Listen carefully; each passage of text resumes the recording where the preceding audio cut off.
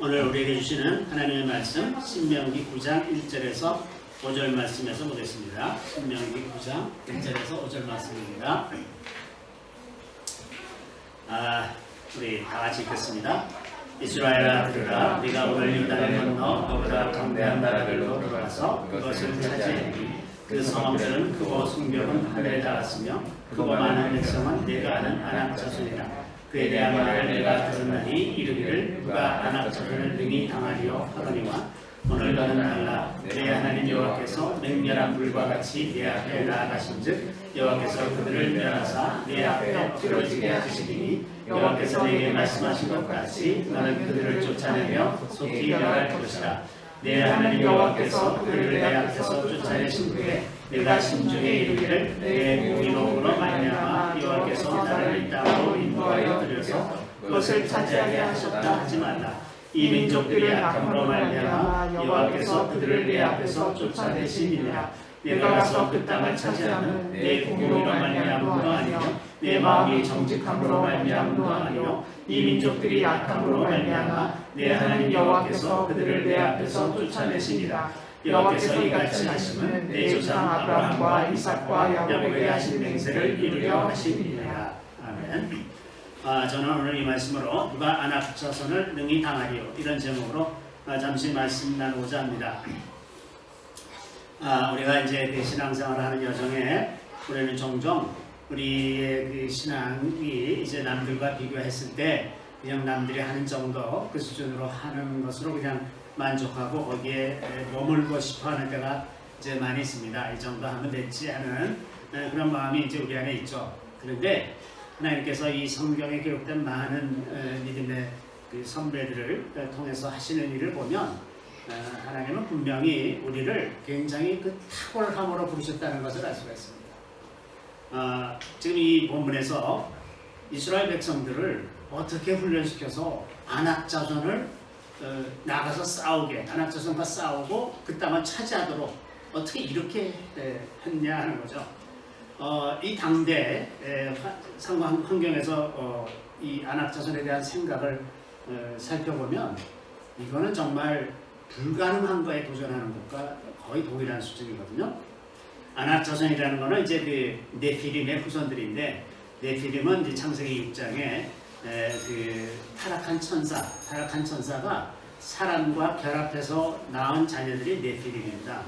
천사들이 이제 그 계급이 세 가지가 있는데, 첫째는 그룹이고, 둘째는 스랍, 그리고 셋째가 테피림입니다.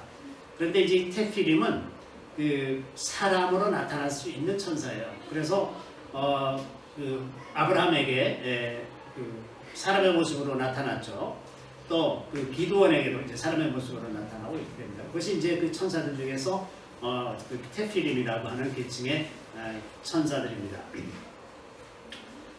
그래서 이제 그들이 이제 그 사람과 결합해서 낳은 자녀들이 네피림인데, 그 하나님께서 이 홍수로 세계를 이렇게 휩쓸어 버리신 가장 핵심적인 이유가 이제 네피림들 때문이었습니다. 이들이 급속하게 인류를 그 파멸로 이끌어가고 있었기 때문에 그 후손들, 그 홍수에서 이제 다 쓸려 나갔지만 그들의 영이 이제 사람들 가운데 계속 살아남아 있어서 나오게 된 그 후손들이 이제 아낙 자손이라고 얘기하는 겁니다.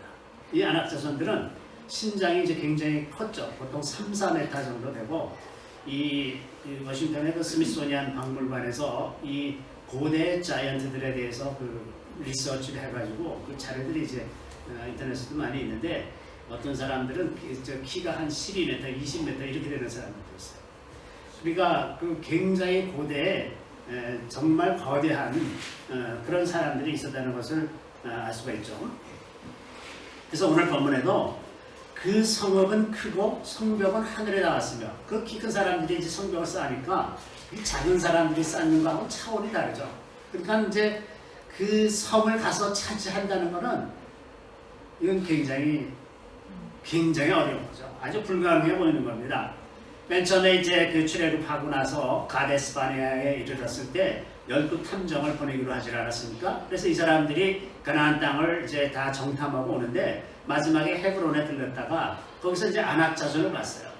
그래서 이제 이 12 탐정들 중에서 10명이 완전히 기가 죽어가지고 그들이 보기에 우리는 메뚜기 같았을 것이다, 이렇게 와서 보고를 하지 않았습니까? 그래서 이제 이스라엘 백성들이 아주 크게 낙심하고, 그래서 거기서 이제 모세와 하나님을 원망하고, 그래서 그 결과로 하나님께서 이 사람들을 40년 동안 광야에서 방황하도록 그렇게 했던 거죠. 그런데 그 40년의 끝자락에 이 요단강을 건너기 전에 무슨 일이 있었냐면 헤스본 왕 시혼, 이 사람도 이제 아모리 족속인데 여기도 이제 그 아낙 후손들이어서 굉장히 큰 사람들이었고, 또 바산 왕 옥하고 이제 싸우게 됐어요. 맨 처음에 그 헤스본 왕 시혼하고 싸울 때는 이제 우리가 그 길을 그냥 통과하기만 할 테니 우리를 좀 통과하게 해달라 그랬더니, 이제 헤스본 왕 시혼이 이제 군대를 이끌고 와가지고 이제 이스라엘과 싸우려 하니까 할 수 없이 이제 전쟁을 하게 됐어요. 그런데 놀라운 것이 그 40년이 지난 다음에, 그 40년 전에는 우리는 메뚜기 같았을 것이라 이러던 사람들이 40년 후에는 그런 얘기가 하나도 없어요. 그냥 싸웠습니다. 이 사람들이 광야 생활하면서 무슨 뭐 군사 훈련을 한 것도 아니고, 거기서 무슨 철병기를 만든 것도 아니고, 그냥 40년을 지나면서 이 사람들의 마음이 그들과 싸울 수 있는 마음으로 준비되었다는 사실이에요. 또 이제 그 헤스본 왕 시혼을 물리치고 그 땅을 차지하고 나서 다시 바산 땅으로 해서 이제 요단을 건너가려고 했더니, 바산 왕 그 옥이 또 군대를 이끌고 나와서 이스라엘과 또 싸우게 됐습니다. 그래서 이제 이들과도 할 수 없이 이제 전쟁을 하게 됐는데, 그때 하나님이 뭐라고 말씀하시냐면, 그들을 두려워하지 말라. 내가 그와 그의 백성과 그의 땅을 내 손에 넘겼나니 너는 헤스본에 거주하던 아모리의 왕 시온에게 행할 것 같이 그에게도 행할지니라. 그냥 이렇게 말씀하시고 나니까 그냥 전쟁은 싱겁게 끝나고 말았습니다. 그래서 한 사람도 남기지 않고 다 진멸해서 그 바산왕 옥의 땅과 헤스본왕 시온의 땅, 그러니까 요단 동편 땅을 다 차지하게 된 겁니다. 이렇게 이제 그 아낙 자손들을 물리치고 나니까 이 소문이 가나안 땅에 퍼졌어요. 그러니까 그때부터는 가나안 땅 사람들이 싸우기도 전에 이제 완전히 질려서 사시나무 떨게끔 된 겁니다. 자, 이 과정을 보면 도대체 어떻게 이스라엘 사람들이 이렇게 믿음의 용사들이 되었나? 아주 별 볼 일 없었고 그냥 모든 일에 항상 불평하고, 이거 없어 불평하고 저거 없어 불평하고 그러던 사람들 아닙니까? 그래서 그 불평 때문에 많은 사람들이 희생당하고 이제 그랬던 그런 광야 생활을 한 사람들인데, 이 40년 광야 생활의 끝자락에 가다 보니 이 사람들이 이렇게 아무 소리 않고 일사불란하게 전쟁하는 사람들이 됐어요. 이게 얼마나 일사불란해졌냐 하면, 여리고 성을 점령하는데 물론 아간이라고 하는 한 사람이 범죄해서 나중에 아이성을 공격할 때 또 어려움이 있기는 했지만, 이스라엘 60만 그 장정이 그 여리고 성을 점령하고 아이성 점령하고 이 모든 과정에 정말 불평 불만 없이 두려움 없이 일사불란하게 싸웠다는 걸 볼 수 있습니다. 어떻게 해서 이스라엘 백성들이 그렇게 두려운 존재 아낙 자손하고 싸워서 마음을 모아서 싸워서 이길 생각을 했겠느냐 말이죠.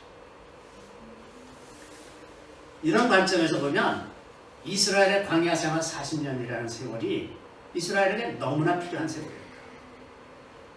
이 40년 동안 이스라엘이 경험한 것은, 첫 번째는 공급하시는 하나님이에요. 무엇이든지 다 필요한 것을 다 채워주시는 하나님이시라는 겁니다. 심지어는 그들의 발이 부르트지 않았고 옷도 헤어지지 않았고 다 40년을 그대로 입고 지냈는데 괜찮았다는 거예요. 먹을 것, 마실 것 다 공급해 주셨다는 겁니다. 도시 생활하는 것처럼 화려한 것은 광야에 하나도 없었지만 그래도 필요한 모든 것을 다 주셨다는 것을 40년 동안 철저하게 체험을 했습니다. 두 번째는 집중하는 법을 배웠습니다. 광야는 집중할 수밖에 없는 것이에요. 다른 것이 없습니다. 볼만한 것이 없고 우리의 마음을 빼앗고 우리의 생각을 사로잡는 것이 없는 땅, 그런 땅이 광야입니다. 40년을 그렇게 살다 보니 하나님께 집중하는 법을 배웁니다. 또 전쟁에 나가면 대적에게 집중해서 전쟁하는 법을 배웁니다. 나가면서 죽을지도 몰라, 저쪽에서 돌아서 오면 어떡하지 이러면서 이런저런 근심 걱정하면서 의심하면서 불안해하면서 전쟁하면 전쟁이 되겠습니까? 집중해서 하는 겁니다. 오늘날도 많은 사람들이 집중하지 못해서 인생을 허비하죠. 그 살다가 조금 이게 제대로 살고 있는 건가 의심하기 시작하고, 또 요즘에 사람들이 그 영어 공부하는 걸 보면 어느 한 가지 방법을 정했으면 그대로 쫙 밀고 가면 좋은데, 이거 조금 하다가 이게 좋다 그러면 이것도 조금 하다가 저거 조금 하다가 이거 하고 수십 가지를 하다가 맨날 그 자리에 있어요. 더 나아가지 못해. 그거하고 똑같이 우리 마음이 그 대적을 향해서 집중하고 있어야 비로소 이길 수가 있습니다. 그래서 이스라엘 백성들이 무엇보다도 이 광야에서 집중하는 법을 배우는 것, 이것이 아마 큰 소득이지 않았을까. 우리의 영혼이 이렇게 집중할 때 굉장히 날카로워집니다. 그리고 그것에 대해서 아주 예민해지죠. 우리의 마음이 하나님께 집중하면 우리의 감각도 하나님께로 향해서 발달합니다. 볼 수 있게 되고, 들을 수 있게 되고, 느낄 수 있게 되고, 냄새도 맡게 되고. 그래서 그 영적인 감각들이 다 살아나죠. 하나님께 집중하면 그렇게 돼요. 그리고 우리가 원수들에게도 집중하면 그 원수들과 싸우는데 능하게 되는 거예요. 그렇지 않습니까? 운동선수든지 뭘 이렇게 탁월한 성취를 하는 사람들은 굉장히 집중력이 뛰어난 사람입니다. 무슨 새로운 발명품을 만들거나 뭘 하거나 다 집중하는 사람들. 그 집중력이 그 천재적인 성품 중에 하나지 않습니까? 그 집중하는 훈련이 필요한 거예요. 이것이 태어나서 어느 정도 그런 것도 있겠지만, 두려워하지 않고 염려 근심하지 않고만 살아도 우리는 얼마나 많이 집중할 수 있는지 알 수가 없습니다. 우리에게 주신 재능과 기회들, 또 모든 관계들, 이런 것들에 대해서도 우리가 집중할 수만 있으면 관계도 훨씬 더 풍성해지고 우리 하는 일도 더 아주 탁월한 성과를 낼 수 있고 이렇게 되지 않겠습니까? 그래서 집중하는 법을 어디서 배웠느냐? 광야에서 배우는 겁니다. 우리의 마음을 빼앗고 우리의 생각을 빼앗는 그런 복잡한 환경 속에서 우리가 집중하는 법을 배우기가 참 어렵죠. 그래서 집중하는 법을 배우는 것, 이것이 이스라엘 백성들에게 아주 큰 자산이었을 것이라고 생각이 듭니다. 그래서 이렇게 하나님께 집중하는 법을 알게 되면, 그러면 하나님께서 말씀하시는 것에 대해서 의심하지 않고 담대하게 안악자선하고 싸워서 이길 수 있게끔 그렇게 마음의 준비가 되는 거예요. 자, 그래서 나중에 이제 그 요단강을 건너서 가나안 땅을 넘어가서 싸울 때 실제로 이스라엘 백성들이 자기들의 칼로 죽인 사람들보다 하나님께서 우박을 내리셔서 죽인 사람이 더 많다고 했어요. 하나님께서 그렇게 하시는 겁니다. 그런 사람을 통해서 하나님이 일하시는 거죠. 그런데 그런 사람이 되기까지 하나님은 우리를 훈련시키는 겁니다. 그것이 원래부터 탁월했던 사람들이 아니라 하나님께서 이끄시는 대로 따라가다 보니 그런 사람이 된 거예요. 60만이라고 하는 장점이 그렇게 된 거죠. 우리 인생에서도 가끔 이렇게 안악처소를 만날 때가 있습니다. 우리가 도저히 감당할 수 없을 것 같은 어떤 큰 도전을 받을 때, 무슨 큰 질병을 걸린다거나 경제적으로 큰 위기를 겪는다거나 혹은 가까운 사람들이 죽는다거나 혹은 어떤 중요한 인간관계에서 파탄이 일어난다거나 생명의 위협을 당한다거나 이런 큰 위협을 당할 때가 있어요. 이런 일들이 우리에게 있을 수가 있기 때문에 우리는 훈련을 받는 것을 좀 기쁘게 스스로 즐겁게 훈련받을 필요가 있습니다. 그래서 하나님께서 징계를 순순히 받아라. 이 말씀은 아주 여러 차례 여러 군데에서 말씀하세요. 하나님의 징계는 다 우리를 훈련시키기 위한 것이기 때문에 그렇습니다.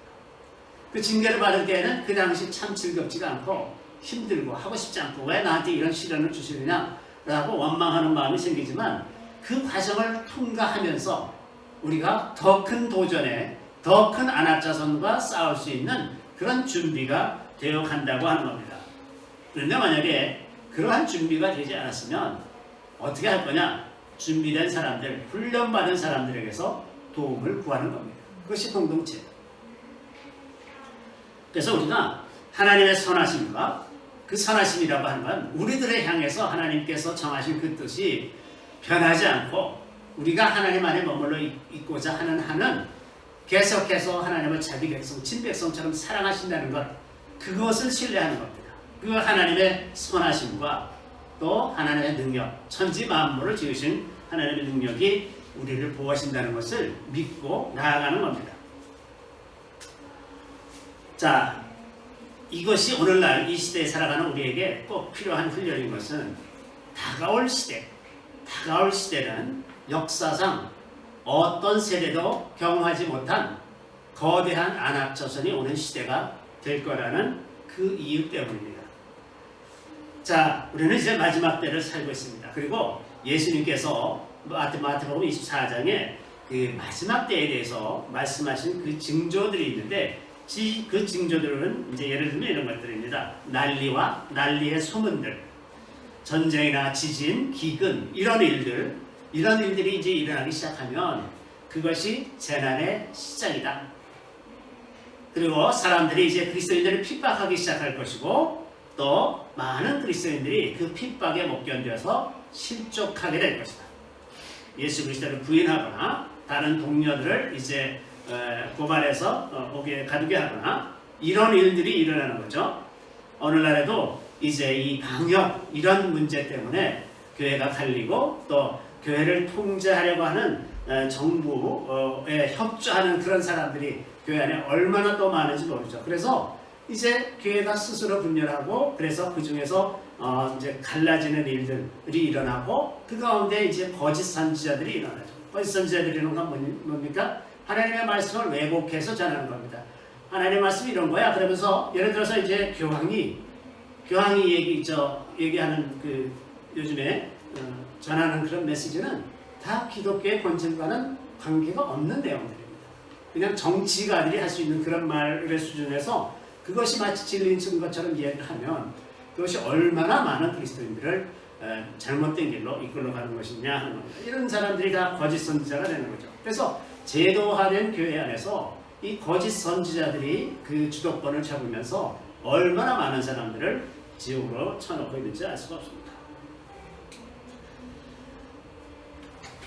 그리고 나서 마태복음 24장 12절에 보면 예수님이 이렇게 말씀하셨어요. 불법이 성함으로 많은 사람들의 사랑이 식어지리라. 이렇게 말씀하셨는데 저게 불법이 성함으로 이런 것이 단지 어떤 불법을 향한다는 것이 아닙니다. 저게 원래 그 뜻은 뭐냐 하면 법 없음입니다. 그런데 성경에 말하는 법 없음은 뭐냐? 하나님의 계명이 지켜지지 않는다는 겁니다. 하나님의 계명을 버리기 시작했다는 겁니다. 하나님의 계명, 예를 들어서 이제 십계명 같은 것은 그 앞부분 예를 들어서 하나님에 대한 그 계명이나 안식일에 대한 계명은 그거는 모든 사람들한테 강요할 수가 없는 계명들이죠. 그러나 부모를 공경하고 살인하지 말고 간음하지 말고 도둑질하지 말고 거짓 증거하지 말고 이웃의 것을 탐하지 말라 이런 계명들은 인류가 문명으로 존속하려면 반드시 있어야 되는 계명입니다. 그렇죠? 믿지 않는 사람이라도 지켜야 되는 계명입니다. 이것이 무너지면 인류 문명은 더 이상 존속할 수가 없습니다. 그런데 오늘날 우리가 목도하고 있는 바는 바로 이것이 무너지고 있다는 겁니다. 그것을 의도적으로 무너뜨리고 있다는 거예요.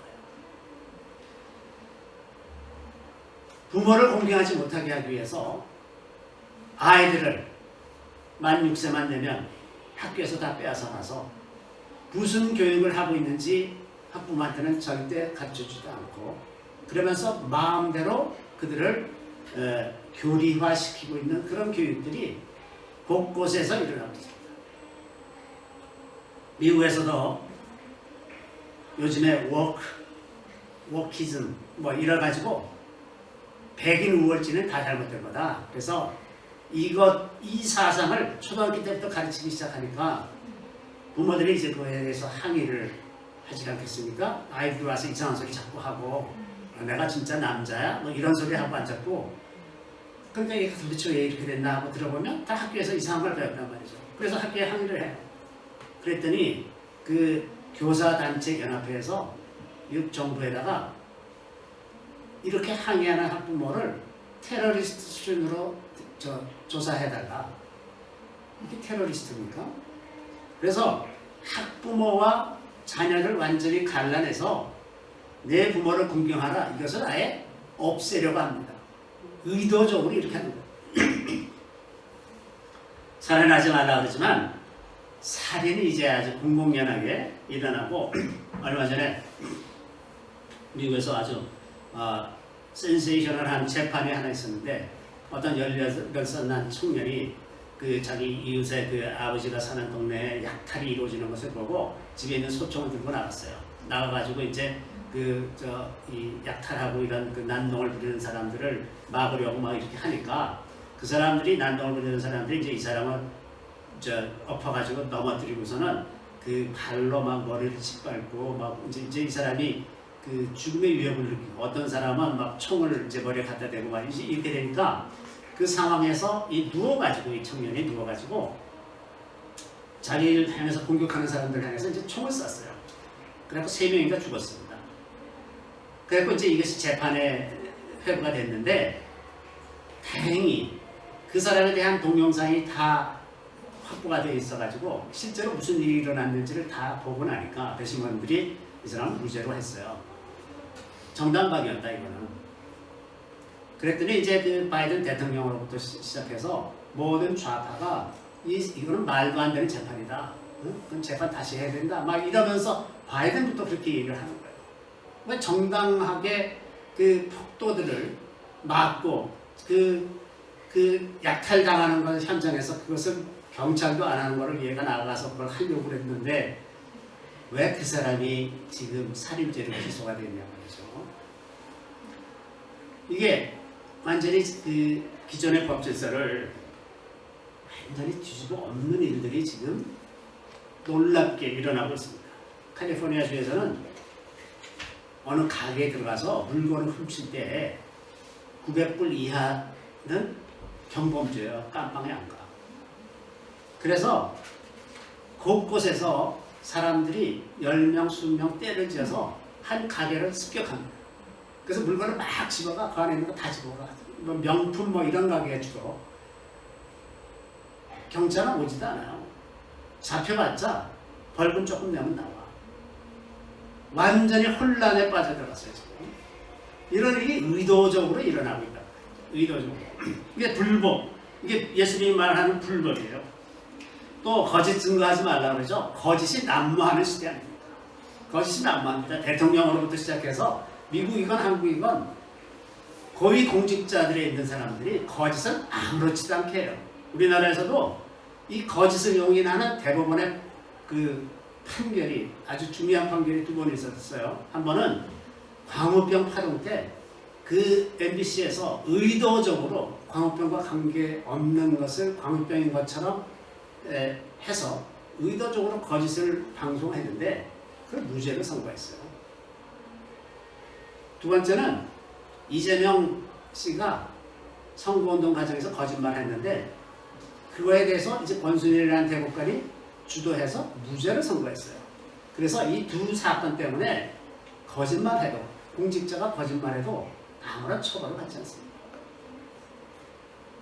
이러니까 그냥 모든 사람들이 다 거짓말하기 시작합니다. 거짓의 홍수 속에서 사는 것이 얼마나 피곤합니다. 저게 진짜인가? 이걸 맨날 의심해야 되고 아니 공직자가 하는 말, 공직을 맡겼으면 그 사람들은 정직하게 해야 되잖아요. 다른 사람들끼리는 자기네들끼리 조심하면서 분별하면서 산다고 하지만 공직자들이 그러는 걸 국민들이 어떻게 믿고 사냐 말이죠. 어떻게 불안해서 사냐 말이죠. 그러니까 이게 근본적으로 하나님의 질서를 거스르기 시작하는 겁니다. 아주 대놓고 거스르기 시작하는 거죠. 자, 이런 일들, 또 남의 것을 탐내지 말라. 십계명 마지막에 그렇게 돼 있죠. 남의 것을 탐내는 건 대표적인 거가 사회주의자들이 부자의 돈 뜯어서 가난한 자들 주자. 남의 것, 부자들의 것을 탐내는 거죠. 이런 질서가 다 하나님의 질서를 무너뜨리는 것이고 이것이 결국 주님이 말씀하시는 불법이 성행함으로 이 시대가 되는 겁니다. 그런데 예수님이 24장 13절에 보면 끝까지 견디는 자는 구원 얻을 것이다. 끝까지 견디는 것. 이게 성경에서 중요한 테마입니다. 우리 그리스도인들에게 있어야 할 굉장히 중요한 덕목은 인내심입니다. 자, 이런 시대를 살아도 그것이 끝이 아니에요. 더 중요한 한 마지막 결정적인 때가 오는데 멸망에 가정한 것이 거룩한 것을 서는 것을 볼 때 너희들은 도망가라. 유다에 있는 사람들은 다 산으로 도망가라. 이제 예수님이 그렇게 말씀하시는데 멸망에 가정한 것, 사탄이 서지 못할 곳에 서는 것, 서지 못할 것 딱 한 군데 있습니다. 이스라엘의 예루살렘 성전터. 전 세계 모든 땅 중에서 서지 못할 것, 그 거룩한 땅, 그 하나뿐이에요. 하나님께서 정하신 그 땅은 그 하나뿐이죠. 거기에 성전이 세워지고 거기에 사탄이 그 자리를 차지하면 그러면 그때는 이제 완전히 끝나가는 때라는 것을 우리가 분명히 알 수가 있습니다. 자, 예수님이 경고하신 말씀도 그렇지만 요한계시록에서 보는 것도 아주 중요한, 물론 이제 요한계시록이 여러 가지 그 영적인 존재들에 대해서 묘사하고 있어서 그 우리가 이해할 수 없는 게 많습니다. 우리가 보지 못하는 것들이고 요한이 본 거니까. 그리고 이제 그 영적인 존재들은 사람들의 그 경험을 통해서 이렇게 들어보면 굉장히 괴물같이 생긴 거가 많은 거예요. 가령 뭐 천사의 모습만 해도 날개가 6이고 얼굴이 다 방향이 다르고 우리가 일상에서 전혀 볼 수 없는 그러한 모습들이 많단 말이죠. 그러니까 그런 모습을 사도 요한이 묘사하고 있기 때문에 요한계시록에 있는 그 내용들을 그대로 이해하기가 굉장히 어려운 부분들이 있어요. 그럼에도 불구하고 요한계시록에서 우리가 아주 쉽고 명확하게 알 수 있는 굉장히 중요한 특징이 두 가지가 있는데, 첫 번째는 사탄이 둘째 하늘에서 이 땅으로 떨어진다는 거예요. 지금은 공중 권세를 잡고 있다가 거기서도 쫓겨나서 이 땅에 떨어지는 거죠. 그것이 요한계시록 12장 9절에 있는데, 큰 용이 내쫓기니 옛뱀 곧 마귀라고도 하고 사탄이라고도 하며 온 천하를 꿰는 자라. 그가 땅으로 내쫓기니 그의 사자들도 그와 함께 내쫓깁니다. 모든 악한 영들이 같이 땅으로 내쫓깁니다. 그러면 무슨 일이 일어나겠습니까? 이 땅에 엄청난 어려운 일들이 있습니다. 그들이 이제는 이 땅에서 사람들을 괴롭히기 시작할 거라는 거죠. 두 번째 중요한 특징이 하나 나타나는데 뭐냐 하면, 계시록 13장 1절에 보면 내가 보니 바다에서 한 짐승이 나오는데 뿔이 10이요 머리가 7이라. 그 뿔에는 10 왕관이 있고 그 머리들에는 신성모독하는 이름들이 있더라. 여기에 뿔이 10개고 머리가 7개인 그 짐승이 나왔어요. 이게 뭐냐면 이 뿔은 세상 권력입니다. 세상 권력 10개가 합쳤어요. 이게 글로벌리스트들이 추진하는 겁니다. 세계 정부를 하나로 만드는 거예요. 그 세계 그 주된 권력들이 뭐 모든 세계의 모든 나라가 될 거라고는 생각하지 않습니다. 그러나 문명을 이끌어가는 주된 나라들이 글로벌한 단일 정부를 만드는 그 시대가 올 겁니다. 그런데 이 단일 정부가 머리가 7이 또 합쳐져요. 이 머리 7은 종교입니다. 사람의 생각을 지배하는 종교들이에요. 그 7가지 종교가 세상 권력과 통합해서 하나가 되는 시대가 되는 거예요. 이 시대가 오는 거예요. 이게 지금 글로벌리스트들의 음모죠. 글로벌리스트들은 어떻게 해서든지 하나님께서 모든 인류에게 땅 끝까지 다 퍼져서 생육하고 번성하라. 이게 하나님의 계획이에요. 그리고 하나님의 계획은 다 지경을 하나님께서 정하시고 연대를 정하셔서 모든 족속들이 서로 나뉘어서 땅 끝까지 이르러서 번성하며 살아가는 것. 이게 하나님의 계획이지, 다시 모으는 건 이거는 하나님을 대적하는 겁니다. 그것이 바벨탑 사건이기도 하죠. 그 바벨탑 같은 일이 지금 이 시대에 다시 일어나는 건데, 그 핑계거리를 어디서 찾냐면 지금 우리가 경험하는 팬데믹, 이런 전염병. 이 전염병은 국경을 초월해서 이 병이 도니까 이거는 세계적인 이슈가 되지 않습니까? 한 국가의 문제가 아니라 전 세계적인 이슈죠. 두 번째는 기후변화입니다. 바이든이 취임하자마자 제일 먼저 한 일이 첫날 기후변화 협약에 다시 가입하기로 한 거예요. 트럼프가 거기서 빠졌었거든요. 트럼프가 왜 빠졌냐? CO2가 기후변화의 원인이다라고 하는 것이 전설 같은 이야기예요. 그 과학적인 근거가 없습니다. 이게 지구는 원래 더워졌다가 차가워졌다가 이런 사이클을 반복해 왔습니다. 그 17세기, 18세기 이쯤 해서는 굉장히 지금보다 훨씬 더 냉각기가 있었고 또 그전에는 또 따뜻한 때가 있었고 그래서 그린란드 같은 데는 사람이 살던 때도 있었고 또 못 살던 때도 있었고 남극도 땅이 드러나던 때가 있었고 다시 얼음으로 덮인 때가 있었고 이게 자기가 스스로 지구가 이 사이클을 했던 것이지 탄산가스를 많이 배출해서 그렇게 된 게 아니었어요. 근데 이 탄산가스 때문에 그렇다라고 하는 것을 유럽 아이들이 지난 60년 동안 퍼뜨렸어요. 1960년대부터 이 일을 했는데 그래서 지금은 그게 마치 세계 표준인 것처럼 그렇게 됐어요. 우리나라에서 어떤 멍청한 짓을 하고 있는 줄 아십니까? 박정희 시대 때 모든 국민들을 다 동원해서 산에 나무를 심었잖아요. 그래서 지금은 비행기 타고 이렇게 위에서 내려다 보면 울창한 숲을 이루었습니다. 제가 1977년에 일본에 난생 처음 출장 갔다가 오면서 일본의 산을 보고 한국의 산을 보고서 정말 눈물이 났어요. 진짜 울었어요. 비행기 안에서. 그땐 완전 민둥산 같아 보였어요.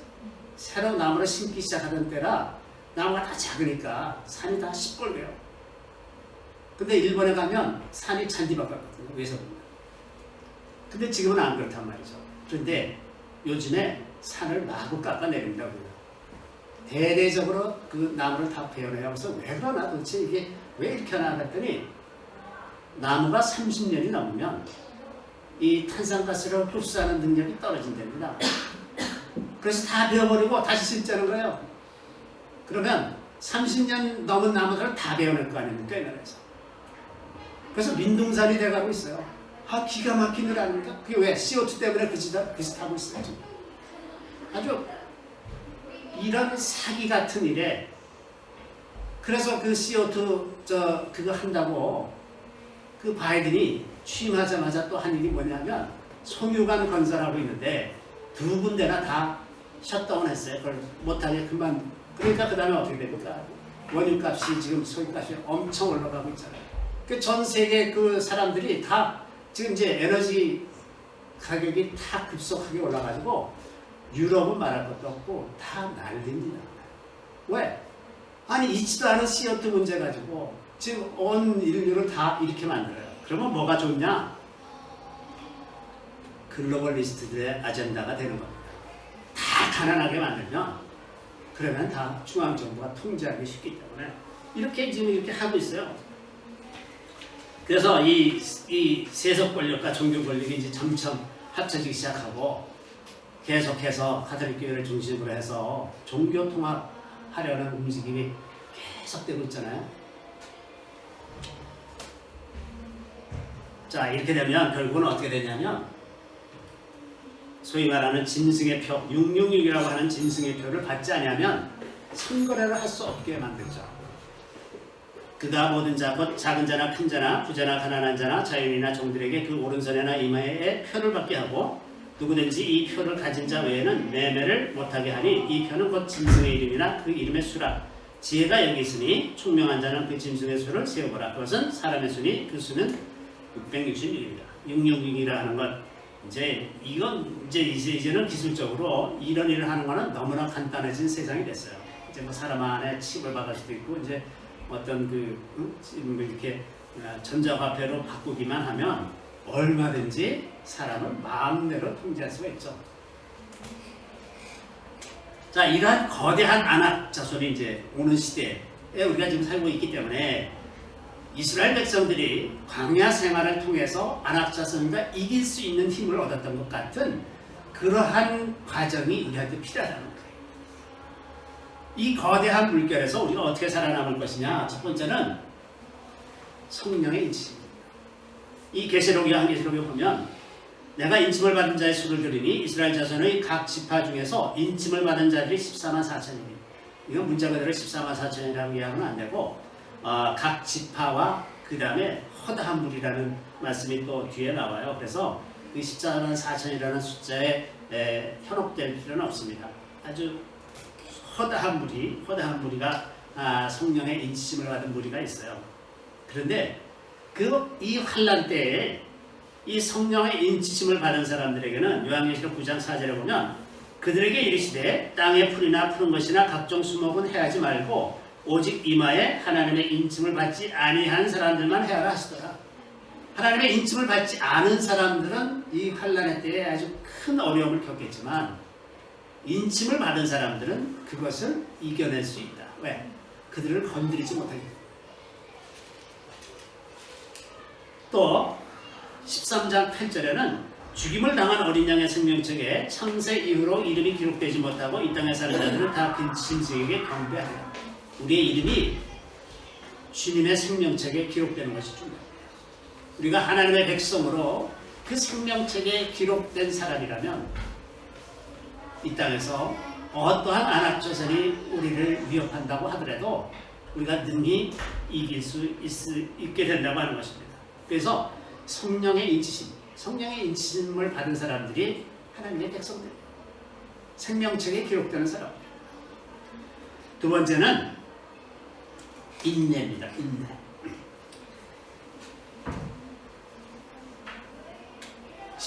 계시록 13장 10절에 보면 죽임을 당한 어린 양의 생명책에 창세 이후로 이름이 기록되지 못하고 이 땅에 사는 자들은 다 그 신세에게 경배하리라. 자, 이름이 기록되는 것과 14장 12절에 보면 성도들의 인내가 여기 있나니 그들은 하나님의 계명과 예수에 대한 믿음을 지키는 자니라. 인내, 끝까지 인내하는 겁니다. 좌절하지 말고 끝까지 인내해서 그 어려운 때를 이기면서 가는 겁니다. 자, 그래서 성령의 인치심을 받고 인내로서 준비되는 것, 그것이 이 시대에 안악자손들이 몰려오는 이 시대에 우리가 믿음으로 살아남는 그 길이라는 것을 기억하고 하나님께서 우리를 훈련시키실 때 너무 아프다 하지 마시고 인내로서 그렇게 이겨나가시기를 바랍니다. 저는 지난 한 주 동안 진짜 힘들었어요. 아주 그냥 지칠 정도로 그냥 기도하고 어려운 일이 많았는데 사탄이 얼마나 우리를 교묘하게 속이는지 나중에 자세히 한번 제가 말씀을 드리도록 하겠습니다. 인내로 이겨나갈 수 있는 우리 모두가 되기를 바랍니다. 잠시 기도하겠습니다. 할렐루야. 주님을 찬양합니다. 주님께서 놀라운 은혜로 우리를 주의 백성으로 삼으시고 저희들을 인치시고 하나님의 백성으로 살게 하시니 주님 참으로 감사드리옵나이다. 주님, 세상이 아무리 요동하고 흔들려도 우리가 흔들리지 않는 믿음에 서게 하여 주시고 오직 주님을 바라보며 성령의 인치심과 주님께 주시는 인내로 이 모든 어려운 상황을 잘 이겨내서 마침내 안악자손들을 멸하시는 그날의 영광의 자리에 함께 할 수 있는 저희들이 다 되게 하여 주시기를 우리 주 예수 그리스도의 이름으로 감사하며 기도드리옵나이다. 아멘.